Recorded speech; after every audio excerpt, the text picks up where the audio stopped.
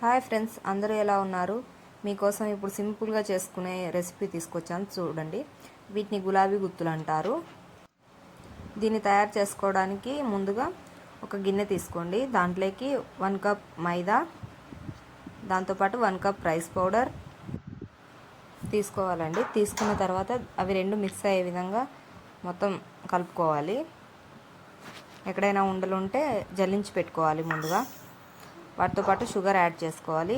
ఏ కప్తో అయితే మైదా తీసుకున్నామో ఆ కప్తో షుగర్ యాడ్ చేసుకోవాలి. నేను ఇక్కడ కొంచెం ఎక్కువ తీసుకుంటున్నాను. తర్వాత షుగర్ అంతా కలిపేసుకోవాలి మొత్తం వీడియోలో చూపిస్తున్న విధంగా. ఈ విధంగా చేత్తోనే మొత్తం కలిపేసుకోవాలండి. చూడండి, వీడియోలో చూపిస్తున్న విధంగా కలుపుకోవాలి.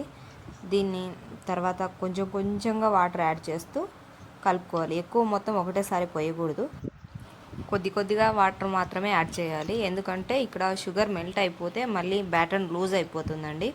తర్వాత చేయడానికి పర్ఫెక్ట్గా రావు. కాబట్టి కొంచెం కొంచెం మాత్రమే యాడ్ చేసుకోవాలి. చూడండి, చేత్తోనే మొత్తం మెదిపేసుకోవాలి పిండిని. ఎక్కడ ఉండలనేది ఉండకూడదండి. చాలా సింపుల్ ప్రాసెస్. ఏం టెన్షన్ పడకుండా ఫస్ట్ టైం వంట చేస్తున్న వారు కూడా పర్ఫెక్ట్గా చేయొచ్చు. వీటిని ఒకసారి ట్రై చేసి చూడండి మీరు కూడా. చూడండి, ఎక్కడా కానీ పిండి వండుకోకుండా, ఉంటలు వండుకోకుండా మొత్తం కలిపేసుకోవాలి. చూడండి, కలుపుతుంటే పిండి అప్పుడే షుగర్ మెల్ట్ అయిపోతుంది, ప్యాటర్న్ లూజ్ అయిపోతుంది. చూడండి, ఈ పిండి మరీ ముద్దగా కాకుండా మరీ లూజ్గా కాకుండా కలుపుకోవాలండి. మరీ ముద్దగా అయినా పనికిరాదు, మరీ లూజ్ అయినా పనికిరాదండి. ఒకసారి చూడండి, నేను వేళ్ళతో ఎలా చేస్తున్నానో అలా చేస్తే మొత్తం ఎక్కడ ఉండలు లేకోకుండా వచ్చేస్తాయండి. వీడియోలో చూపిస్తున్న విధంగా చేసుకుంటే. చూడండి, కన్సిస్టెన్సీ ఎలాగ వచ్చిందో ఒకసారి చూడండి. మొత్తం ఇలాగ జారుడులాగా ఉండాలండి. మరీ థిక్గా కాకూడదు, మరీ పలుచగా కాకూడదు. అది ఆ విధంగా వీడియోలో చూపిస్తున్న విధంగా వస్తే చాలండి.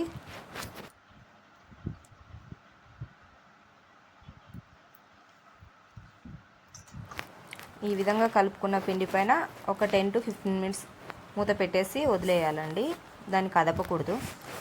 ఈ 10 to 15 మినిట్స్లో షుగర్ అంతా మెల్ట్ అయిపోతుందండి.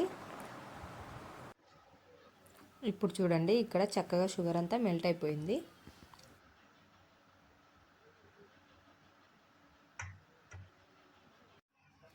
ఇప్పుడు ఒక బాండీని తీసుకొని దాన్ని స్టవ్ పై పెట్టి స్టవ్ ఆన్ చేసుకోవాలి. చూడండి, ఆయిల్ కాగుతున్న స్టార్టింగ్ నుంచి కూడా మనము అందులోకి గులాబీ పువ్వులు ఒత్తుకునేటువంటి కడ్డీ కూడా పెట్టి దాన్ని కూడా హీట్ చేసుకోవాలి. ఒకసారి చూపిస్తాను చూడండి వీడియోలో. ఈ విధంగా గులాబీ పువ్వుల కడ్డీ కూడా ఆయిల్తో పాటు హీట్ చేసుకోవాలి.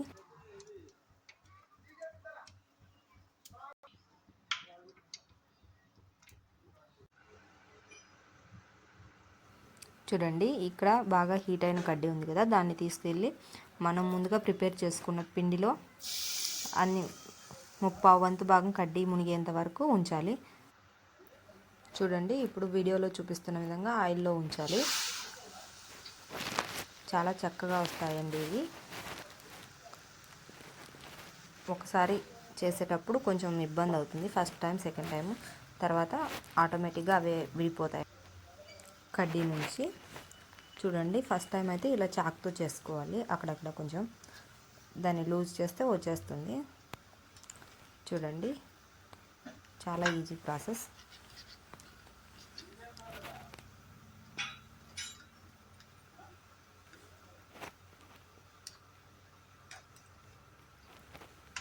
చూడండి, పువ్వు ఎక్కడ ఇది విడిపోకుండా నీట్గా వచ్చింది. దాన్ని గోల్డెన్ కలర్ వచ్చేంత వరకు ఆయిల్లో డీప్ ఫ్రై చేసుకుంటే చాలు.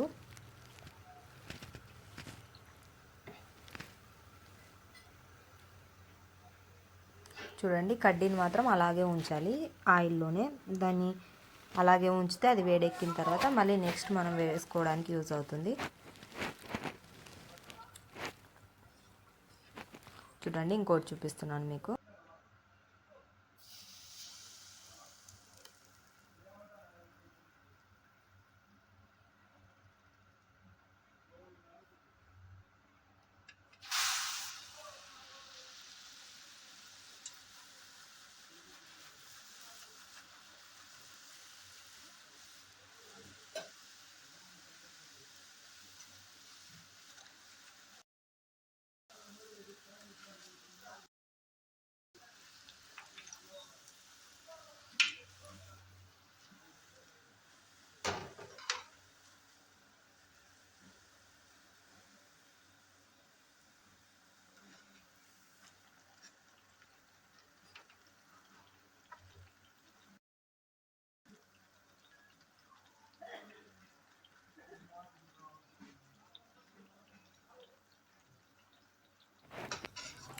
చూడండి మొత్తం ఈ విధంగానే ప్రిపేర్ చేసుకోవాలి మిగిలిన పిండి మిశ్రమాన్ని కూడా.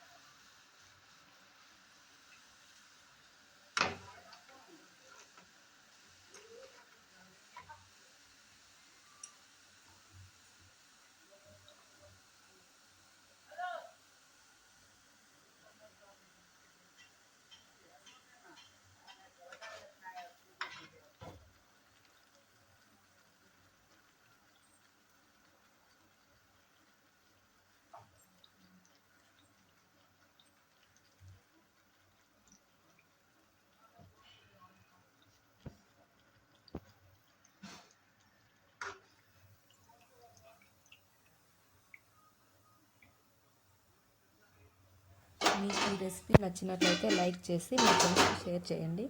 మరిన్ని వీడియోస్ కోసం మన ఛానల్ని సబ్స్క్రైబ్ చేసుకోండి. Bye bye.